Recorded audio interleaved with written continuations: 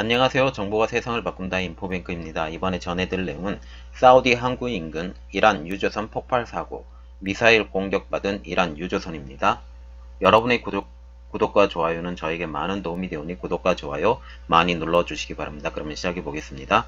이번 주제는 사우디 항구 인근 이란 유조선 폭발 사고, 미사일 공격받은 이란 유조선입니다. 이 배경으로는 위기감에 깃든 중동을 보시면 됩니다. 지금 사우디 항구 인근 이란 유조선 폭발입니다. 이란 언론에 의하면 사우디아라비아 제당 인근 홍해를 지나던 이란 유조선에 큰 폭발이 발생했다. 이 폭발로 유조선에 있던 탱크 2기가 파손됐으며 홍해로 기름이 유출됐다라고 지금 말을 했습니다. 이게 그림인데요. 이 그림을 참조하시면 되고요. 지금 위치는 사우디 제당에서 96km 떨어진 곳이라고 합니다. 이 배경은 유조선이 2차례 공격을 받아 저장 탱크가 훼손된 건데요. 유조선명은 시노파. 현재 상태는 선원들은 모두 안전하고 화재가 다 진압돼서 선박도 안정된 상태라고 지금 말을 하고 있고, 지금 현재 이란으로 지금 운송되고 있다라고 지금 보시면 됩니다. 승무원들이 유조선의 훼손된 부분을 보수하려고 노력하는 중이라고 합니다. 자, 지금 보시면 그림 하나 보여드릴게요. 지도인데 제당 근처, 말하자면 홍해예요. 홍해 근처에서 지금 유조선이 폭발했다라고 보시면 됩니다.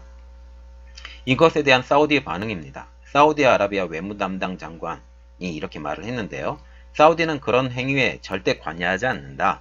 그런 행위는 우리의 방식이 아니고 과거에도 아니었다. 아직 완결되지 않은 일이므로 결론을 넘겨짚지 말고 무엇이 실제로 일어났는지 파악할 때까지 기다리자. 사우디 국경경비대 대변인은 이렇게 말을 했는데요. 사비티오를 구조하려고 했지만 사비티오가 GPS를 끄고 교신에 응하지 않았다고까지 지금 말을 했습니다. 중동 해역을 관할하는 미국 해군 5함대 반응인데요. 사건을 인지하고 있다라고까지밖에 반응을 하지 않았습니다.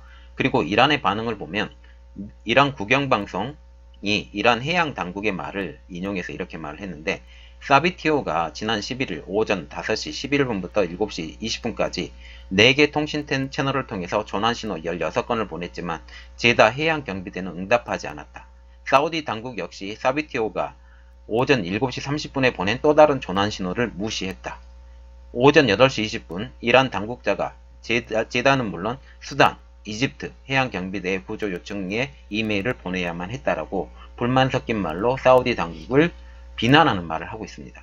사비티오는 현재 귀환 중으로 향후 10일 이내 이란 항구에 정박할 것이다. 철저한 진상조사 후 대응에 나설 것이다 라고까지 말을 했습니다. NITC 최고위 관계자는 10일날 이렇게 발표를 했는데요. 사고 직후 홍해에서 이란 유조선을 도운 국가는 하나도 없었다. 사고 원인은 아직 분명하지 않다고까지 지금 말을 했습니다. 그러면 이번 폭발 사건의 영향을 한번 보면요. 중동 지역 불안감이 다시 커지는 것이 아니냐라는 우려가 지금 일어나고 있습니다. 그러면 현재 중동 상황을 한번 보겠습니다. 2018년 5월 달에 미국 트럼프 행정부는 이란 핵 합의 JCPOA라는 포괄적 공동 행동 계획을 탈퇴하고 이란을 제재 상태로 다시 복원하게 된 겁니다. 2019년 6월 이란 혁명수비대는 이란 남동부 해상에서 미국 드론 무인 정찰기 한 대가 영공을 침범했다고 하면서 대공 방어 미사일로 격추를 한 사건이 있었는데, 그 사건 때문에 미국이 이란을 공격을 하려다가 30분 전에 그 공격 명령을 멈추었던 것에 대해서 여러분 기억하실 거라고 생각합니다. 그리고 2019년 7월 달에 미군이 걸프 해역 입구인 호르무즈 해협에서 이란 드론을 격추했다고 발표를 했고요. 그때 당시에 이란은 우리는 그런 적 없다, 그쪽이 지나간 드론이 없다, 격추된 드론은 없다라고까지 말했습니다. 그리고 2019년 9월 14일 날 사우디 국영 석유사 아람코의 핵심 석유시설인 아부카이크 단지와 쿠라이스 유전이 드론의 공습을 받았습니다. 그때 당시에 후티 반군이 공격을 했다고 하는데요. 친이란 성향의 예멘 반군, 후티 반군이 드론으로 석유시설을 공격했다. 그때 당시에 사우디 석유시설을 공격을 했던 것은 후티 반군이었지만 미국 정부와 사우디는 이란을 공격 주체로 지목을 하게 된 거죠. 그리고 이번 사건이 일어났습니다. 이번 사고의 영향을 보면 CNBC는 이렇게 발표를 하고 있습니다. 이 사고로 인해 원유 공급 차질 등에 대한 우려로 국제 유가가 2% 넘게 상승하고 있다. 지금 후티 반군의 공격을 받았던 사우디 때문에 미 국방부는 지난달 14일 사우디 핵심 시설의 폭격한 데 대한 후속 조처로 미군 병력 2,800명과 사드 1개 포대, 패트리언 미사일 2개 포대, 공중 조개 경보기 1대 등 대공 방어에 초점을 맞춰서 추가 병력을 한다고 발표를 했고, 사우디는 미군 2,800명 사드 추가 배치에 대해서 승인을 하게 된 겁니다. 사우디 국영 SPA 통신에 의하면 사우디 국방부는 국왕과 왕세자의 지시로 미군 병력과 무기, 장비를 사우디에 증강하기로 결정했다라고 하면서 이 발표가 났는데, 이 발표에 대해서 좀 생각이 든 나라가 있죠. 시리아, 쿠르드 족속. 그 군대를 빼면서 여기는 늘리고 그것이 같이 오버랩이 되는 것은 어떤 생각인지 모르겠습니다. 그 내용에 대해서 제가 조금 더 분석을 해드리겠습니다. 어쨌든 그래서 이번 결정은 사우디와 미국의 역사적 우호와 협력을 기반했다라고까지 말을 하고 있습니다. 지금 보시면 이란의 유조선이 2대 폭격을 맞았죠. 그래서 공격을 맞았는데 이란의 유조선은 침몰당하지 않았고 그대로 지금 이란으로 가고 있는 중입니다.